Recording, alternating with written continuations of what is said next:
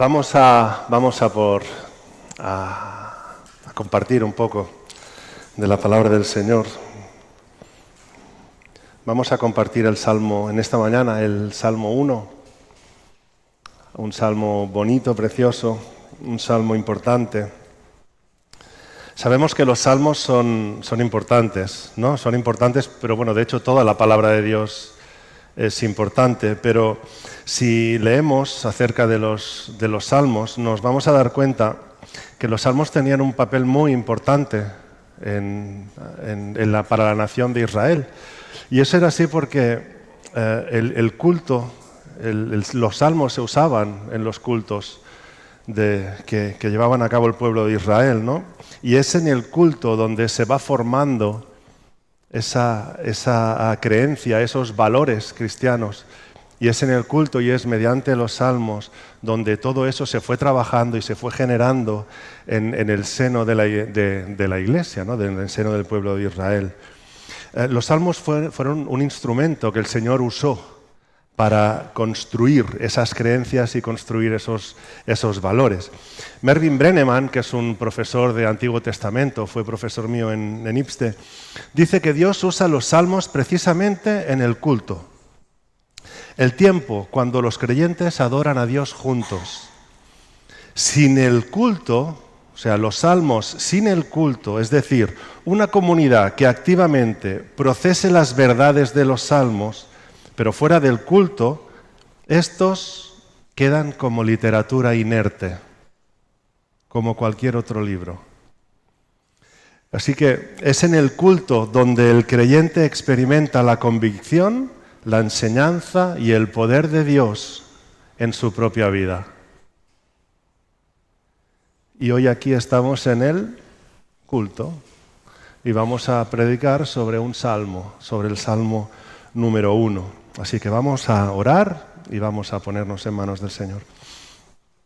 Señor, estamos agradecidos por tu mensaje, estamos agradecidos por tu obra en la cruz, estamos agradecidos por tu palabra y queremos darte gracias también por los salmos. Queremos pedirte en esta mañana que seas tú obrando en cada una de nuestras mentes, corazones, que seas tú abriendo nuestros oídos, nuestros ojos, que nos permitas que estemos atentos a tu mensaje y que, como decía Mervyn, Señor, que tú vayas transformando nuestros corazones a tu voluntad. En el nombre de Jesús oramos, amén. Sabéis que los salmos se pueden separar por diferentes géneros, ¿sí? Tenemos salmos, podemos encontrar himnos, podemos encontrar súplicas, salmos de súplica, como el 12, el 115, hay salmos imprecatorios, hay salmos mesiánicos y salmos didácticos, salmos que nos enseñan, que tienen algo que enseñarnos. Son salmos de eso, que se dedican a la enseñanza. Y dentro de ese grupo de salmos didácticos hay varios géneros. Uno de ellos es el sapiencial. Es un salmo que nos enseña sobre sabiduría. Y entre ellos está el Salmo 1, que es el salmo sobre el que os voy a compartir en esta mañana. O sea, el Salmo 1 es un salmo didáctico que se ha escrito para enseñarnos y a la vez es un salmo para enseñarnos, es un salmo sapiencial para enseñarnos sabiduría, para enseñarnos cómo vivir. El Salmo 1, evidentemente, no fue el primer salmo que se escribió, ni mucho menos. De hecho, tiempo atrás el Salmo 1 estaba unido al Salmo 2, ¿vale? Pues este Salmo 1, fijaros que en algunos textos del Nuevo Testamento se cita el Salmo 1, pero el texto que pone es del Salmo 2. Y es por eso, porque durante un tiempo estos dos salmos fueron uno, hasta que se separaron. Pues este Salmo 1 se colocó aquí por algo concreto. Dice Spurgeon que si todos los salmos juntos fuesen un sermón, el Salmo 1 sería el texto de ese sermón. Veamos la importancia, ¿no?, que para Spurgeon tenía este Salmo número 1. Vivimos en una sociedad del bienestar. Todo, absolutamente todo lo que el hombre hace es para vivir mejor. ¿Sí? Para vivir sin dolor, pastillas, para vivir sin necesidad, dinero, todo es para vivir, intentar vivir mejor. Vivimos en una búsqueda constante de la felicidad, siempre. Eso es lo que nos mueve. De hecho, uno de los argumentos que compartía un conocido mío hace no mucho era: cuando me muera iré al infierno, ya lo sé, pero habré vivido siendo feliz porque he hecho durante esta vida lo que me ha dado la gana, lo que he querido. Eso a él le hacía feliz. Muchos buscan la felicidad intentando saciar todos y cada uno de sus deseos.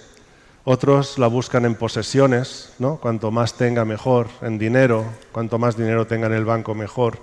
En relaciones, cuantas más relaciones y amigos tenga. En likes, cuantos más likes tenga, más feliz soy.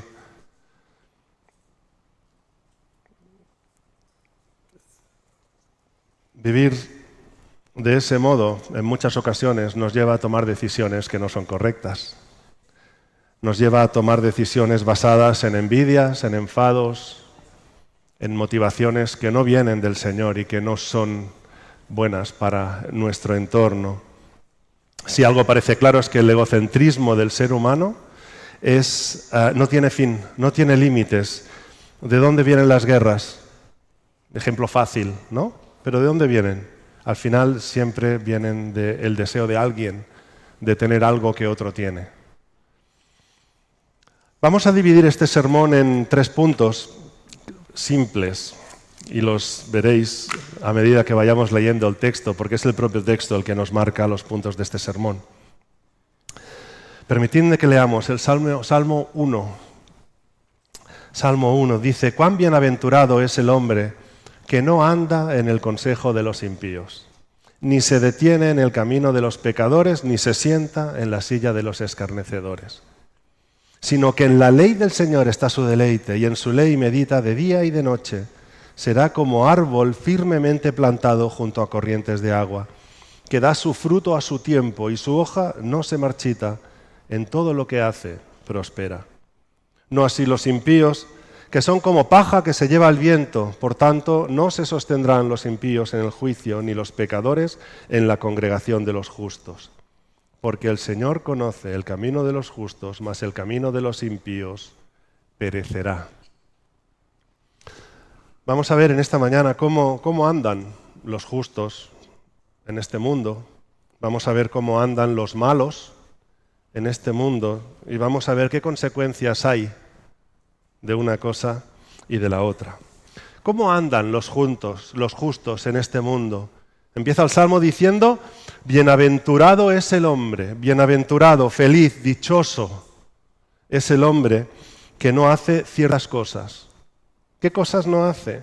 El texto nos da 3 consejos negativos, en forma negativa, para que el que sigue a Dios evite hacer las cosas mal. Es evidente que aquellos que conocemos a Dios tenemos muy claro que lo que Dios desea es que seamos felices. Y eso es una vivencia y es muy evidente, ¿no? ¿Y quién mejor que Él? ¿Quién mejor que Dios sabe qué necesito yo para ser feliz? ¿Quién mejor que yo? ¿Quién me conoce a mí mejor que Dios? Solo Él es omnisciente. Yo no lo soy. ¿Qué hacer para ser feliz y ser bienaventurado? El primer consejo que el salmista nos da es no caminar por el camino de los malos. Es una clara referencia a una manera de vivir. Caminar tiene una connotación, es un modo de vida, implica movimiento, implica tomar decisiones sabias de hacia dónde debo ir para llegar a mi objetivo.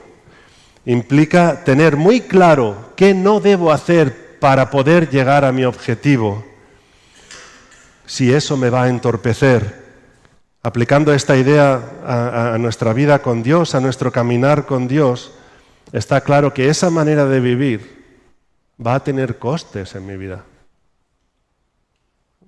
Voy a tener que tomar decisiones que a lo mejor no me van a gustar,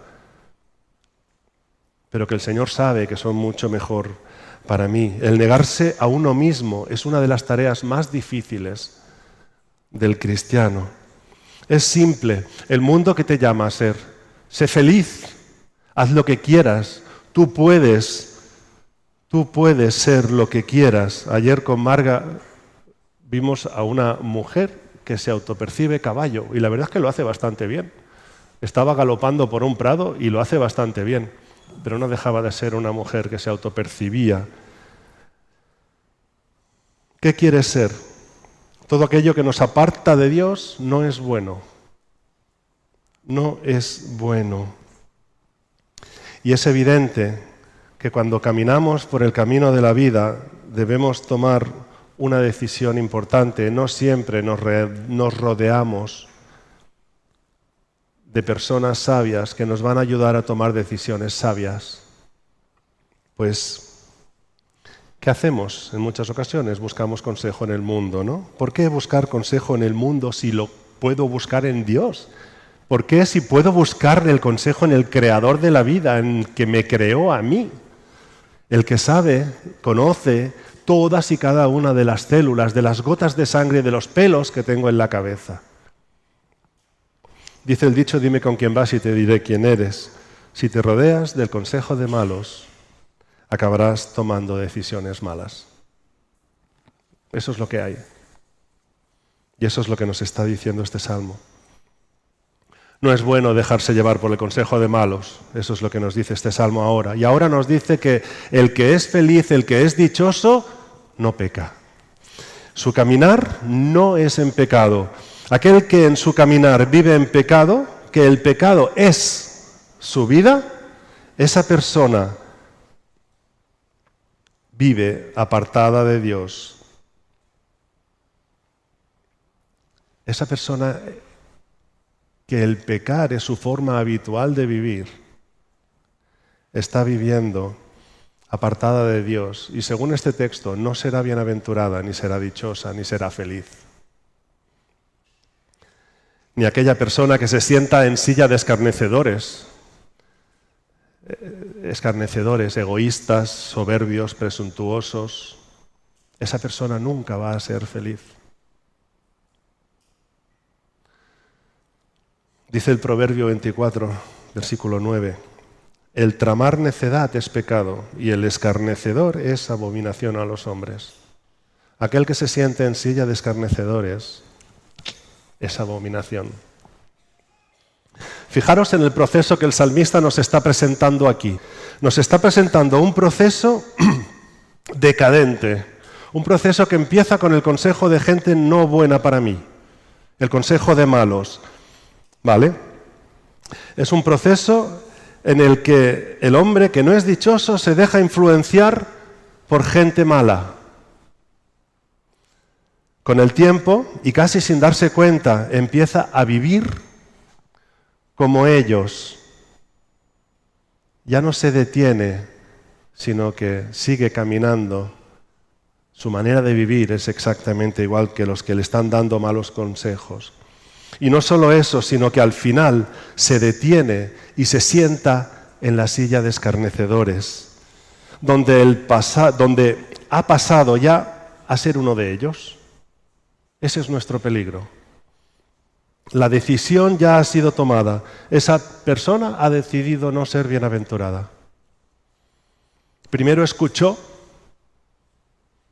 eso le llevó a actuar y ha acabado siendo exactamente igual que ellos. Según este texto, esta persona no va a ser bienaventurada. El escarnecedor es abominación a los hombres, dice la segunda parte del Proverbio 24:9. Como es muy típico en los Salmos, lo que sigue en el versículo 2, sino que en la ley del Señor está su deleite y en su ley medita de día y noche, es un contraste.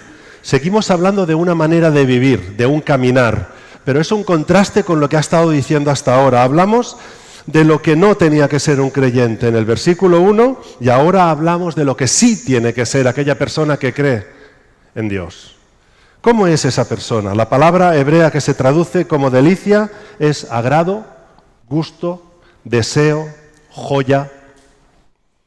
Es lo contrario de aburrimiento, infelicidad, dolor. Pues la persona bienaventurada es aquella que se deleita, que siente agrado, que se deleita, que no está en las cosas de este mundo, en las posesiones, en los logros personales, en el dinero o en las aclamaciones públicas, sino que está en la palabra de Dios. El hombre bienaventurado es aquel que se aferra, que en la palabra de Dios encuentra agrado, encuentra pasión, encuentra deseo, el gusto de ver, de escuchar, el gusto de conocer a Dios. Ese es el bienaventurado. No es un simple sentir algo momentáneo, es una manera de vivir del día a día. No es un simple leer un día la palabra y ¡ah! No, es leer cada día la palabra, deleitarme cada día en ella, buscar a Dios cada día en todo lo que hago. Dijo Jesús que el que beba de este agua nunca más tendrá sed. Así es el bienaventurado. Es el que bebe de esa agua día a día. Se deleita tanto en la palabra de Dios que no puede dejar de estudiarla, no puede dejar de leerla, no puede dejar de pensar en ella, de compartirla, de recitarla. Hebreos 4:12 dice, porque la palabra de Dios es viva y eficaz, más cortante que toda espada de dos filos, y penetra hasta partir el alma y el espíritu, las coyunturas y los tuétanos, y discierne los pensamientos y las intenciones del corazón. La palabra de Dios es viva y penetra en nosotros, penetra en nuestro corazón, penetra en nuestra mente, se instala en nosotros y nos ayuda a discernir y a tomar decisiones sabias. Por eso tenemos que regocijarnos en la palabra de Dios. Dice Josué 1:8, este libro de la ley no se apartará de tu boca, sino que meditarás en él día y noche, para que cuides de hacer todo lo que en él está escrito, porque entonces harás prosperar tu camino y todo te irá bien. Ese es el verdadero momento de la felicidad. Esa es la felicidad real, la verdadera. Si nuestra mente está repleta de la palabra de Dios, si nuestra mente ha sido moldeada por la palabra de Dios, los efectos de esa palabra en nuestra vida, va a ser increíble. ¿Por qué? Porque eso va a tener consecuencias en nosotros. Vivir conforme a la palabra de Dios tiene consecuencias. Dice el texto, será como un árbol firmemente plantado junto a corrientes de agua, que da fruto a su tiempo y su hoja no se marchita. En todo lo que hace, prosperará. El texto nos dice que esa persona va a ser como un árbol al lado de un río que siempre va a dar fruto, que siempre será hermoso con sus hojas verdes, con sus frutas colgando, que siempre va a estar firme, venga frío, venga calor, haya mucho viento, no haya nada de viento, se seque el río o se inunde, ese árbol siempre va a estar firme, no va a depender de las circunstancias externas. Dice Sugel que ese árbol ha sido plantado. Cuando vamos por el bosque y todos los árboles que vemos, nadie ha plantado esos árboles. Esos árboles aparecieron pues por semillas que fueron volando, que al final acabaron allí en el suelo. Bueno, todos sabemos cómo va, ¿no? Los árboles de los que nos está hablando este texto han sido plantados expresamente en ese lugar maravilloso y perfecto para que den fruto y para que no perezcan jamás. Fijémonos que el que planta es el Señor. Y así pasa con los creyentes. Aquellos que hemos creído y hemos aceptado al Señor Jesús, hemos sido plantados en un lugar especial, en un lugar donde vamos a dar fruto, en un lugar donde, aunque pasen cosas horribles, vamos a estar firmes.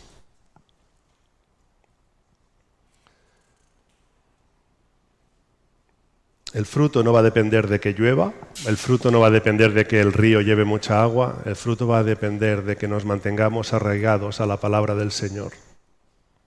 Y el Señor en nosotros nos dé ese fruto. Hasta aquí hemos visto el primer punto, cómo andan los justos en este mundo. En segundo lugar, vamos a ver cómo andan los malos. Versículos 4 y 5.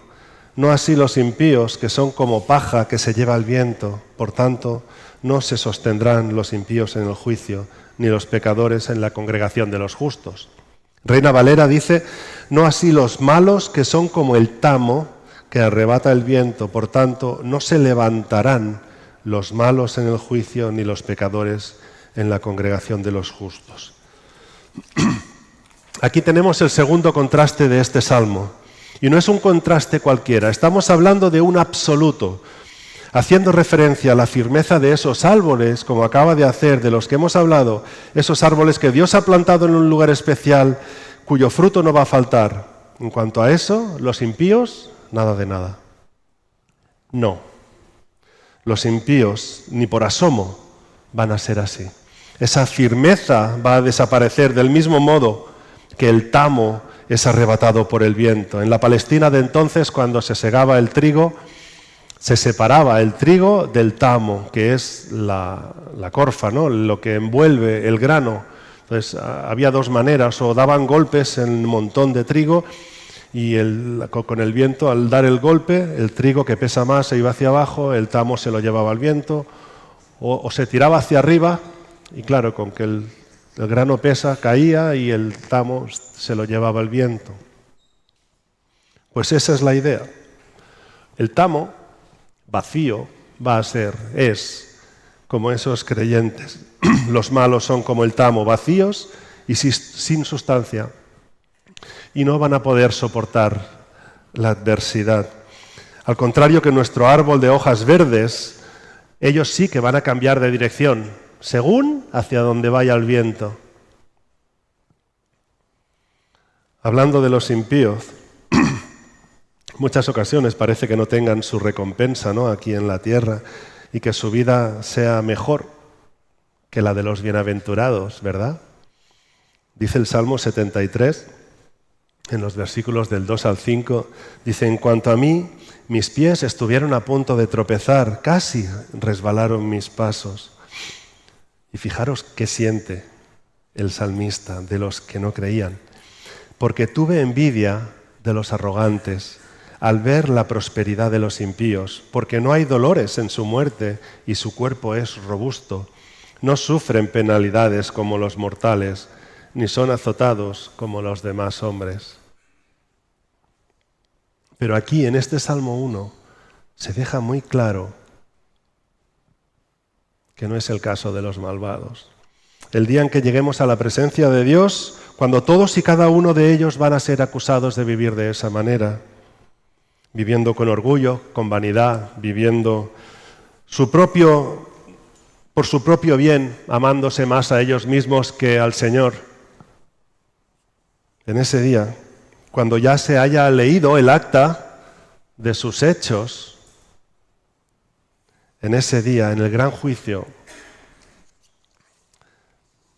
me gusta Reina Valera porque dice que ni se levantarán. En ese día no van a poder levantarse, no se van a poder defender, no van a poder hacer nada, no se van a sostener en pie. Así son los impíos. Otro ejemplo de esto en el Nuevo Testamento lo tenemos en Mateo 13, capítulo 13, versículos del 40 al 43, donde es el propio Jesús donde nos habla de esta separación del justo y del impío. Dice, por tanto, así como la cizaña se recoge y se quema en el fuego, de la misma manera será el fin del mundo. El Hijo del Hombre enviará a sus ángeles y recogerán de su reino a todos los que son piedra de tropiezo y a los que hacen iniquidad, y los echarán en el horno de fuego. Allí será el llanto y el crujir de dientes. Entonces los justos resplandecerán como el sol en el reino de su Padre. El que tiene oídos, que oiga. El que tiene oídos, que oiga. Hemos visto cómo andan los justos en este mundo. Nos ha enseñado el Salmo también cómo anda el impío en este mundo. Y vamos a pasar al tercer punto, que son las consecuencias finales de uno y de otro. En este versículo 5 y aquí en el 6, el autor ya usa el término justo. Los justos, según el léxico hebreo, sadik, significa correcto, inocente, el que tiene la razón. Pues a estos, dice el texto, porque el Señor conoce el camino de los justos. Dice el texto que Dios conoce el camino de los justos. La connotación que tiene esta palabra hebrea es preciosa. No significa simplemente que Dios sepa que estamos ahí. No significa que Dios sabe que ahora estamos, 100 personas aquí dentro. Las personas a las que Dios conoce, la implicación de esa palabra es que Dios cuida a lo que conoce. Dios vela por lo que conoce. Es una relación especial, es un cuidado sobre la persona a la que conozco. De esta manera, lo que aquí nos está diciendo esta primera parte del versículo 6 es que el propio Dios es el que cuida y sustenta a los justos. Nos está diciendo que es Dios el que trasplantó el árbol a un lugar perfecto. Nos está diciendo que es el propio Dios el que hace que sus hojas no caigan y que tenga fruto. Ese proceso se vuelve a presentar como un camino, se vuelve a presentar como una manera de vivir. No es algo pasajero, no es algo que ahora tengo y se va a ir, porque no depende de mí, porque depende del Señor. No es algo que ahora cojo y ahora dejo, sino es algo que siempre va a estar ahí. ¿Y la senda del impío? ¿Qué tal? Segunda parte del versículo 6. Nos comparte la misma idea. Es también una forma de vivir, ¿sí? Impíamente lejos de Dios. Una manera de vivir para satisfacer mis propios deseos, sean los que sean buenos o sean malos, utilizando mis propios medios sin tener para nada en cuenta a Dios. Dice el texto que el impío perecerá. ¿Os acordáis lo que decía el Salmo 73? Que el salmista tenía cierta envidia de cómo vivían los impíos porque parecía que vivían bien, ¿no? Pues fijaros en el versículo 27 de ese mismo Salmo. Dice, porque he aquí, todos están lejos de ti y perecerán. Tú has destruido a todos los que son infieles. Así termina el Salmo 73. La senda de los impíos, de los que no han creído, perecerá, desaparecerán. No va a haber un camino alternativo, no va a haber vuelta atrás. Ahí delante van a tener el lago de fuego, el crujir de dientes, y por más que quieran, no van a poder evitar llegar allí. Es curioso, como teniendo la importancia que tienen los salmos en la historia de Israel y en su relación con Dios, que el primer salmo de la Biblia nos enseñe eso, una manera de vivir.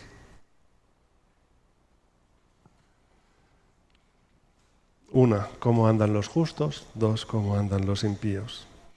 Y el salmo que nos ha leído Gaby, el Salmo 2, fijaros que, al igual que el 1 no fue escrito en el segundo lugar, pero como he dicho antes, estaba unido al Salmo 1. Y este salmo apunta de una forma muy directa a la figura del Mesías. El Salmo 2 apunta directamente a la persona de Jesús. Se levantarán los reyes de la tierra y los gobernantes traman unidos contra el Señor y contra su ungido. Versículo 2, 7. Ciertamente anunciaré el decreto del Señor que me dijo: mi hijo eres tú, yo te he engendrado hoy. Pídeme y te daré las naciones como herencia tuya y como posesión tuya los confines de la tierra. Tú los quebrantarás con vara de hierro, los desmenuzarás como vaso de alfarero. Versículo 12. Honrad al Hijo para que no se enoje y perezcáis en el camino, pues puede inflamarse de repente su ira. Cuán bienaventurados son todos los que en Él se refugian, en Cristo Jesús. Un salmo que apunta al Hijo de Dios, que apunta a la persona de Jesús. Este Salmo 2 es el salmo más citado en el Nuevo Testamento. Será por algo. Hay una clara relación entre el 1 y el 2. El Salmo 1 nos está guiando a cómo vivir una vida. El Salmo 2 nos está dando la llave para vivir esa vida de esa manera. En Cristo, en aquel que murió en la cruz para pagar por mí, en aquel que murió para pagar por mis pecados, por lo que yo merecía morir.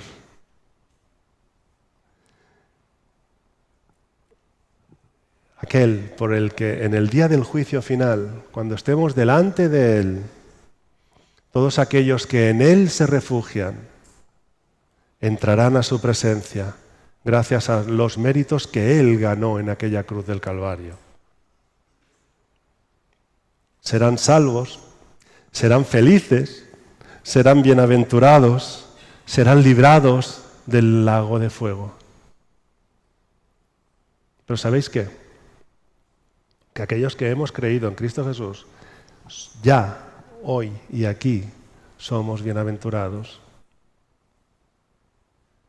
Ya somos salvados del lago de fuego. Ya podemos vivir una parte de ese reino de Dios.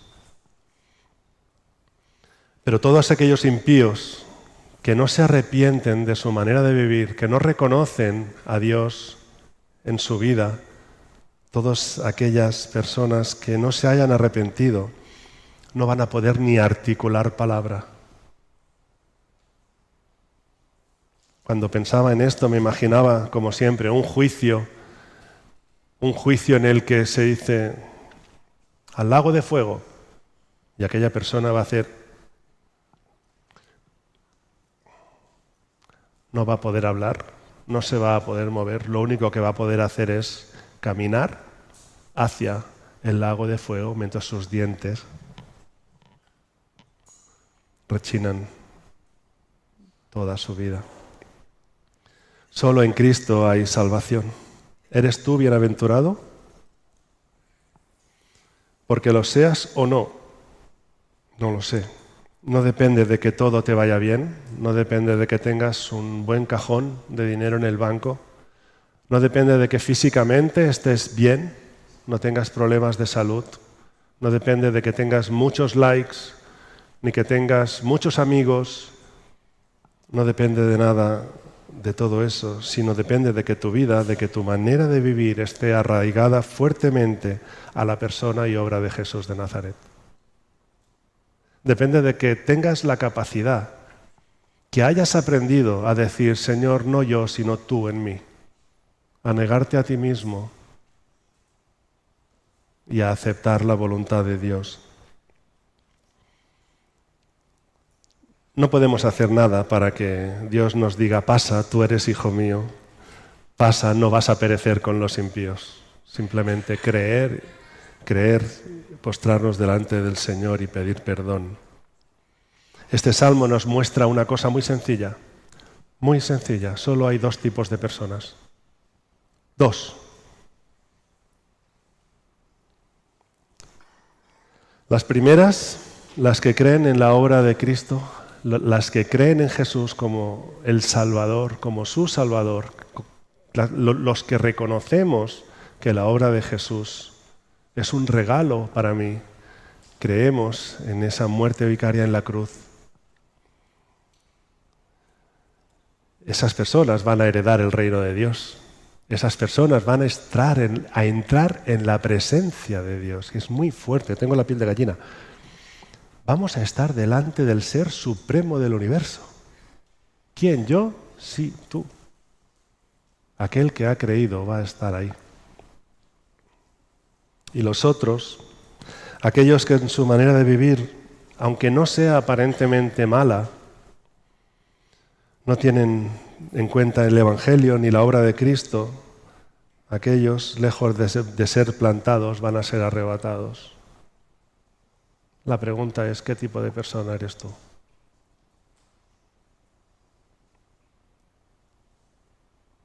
¿O qué tipo de persona quieres ser tú?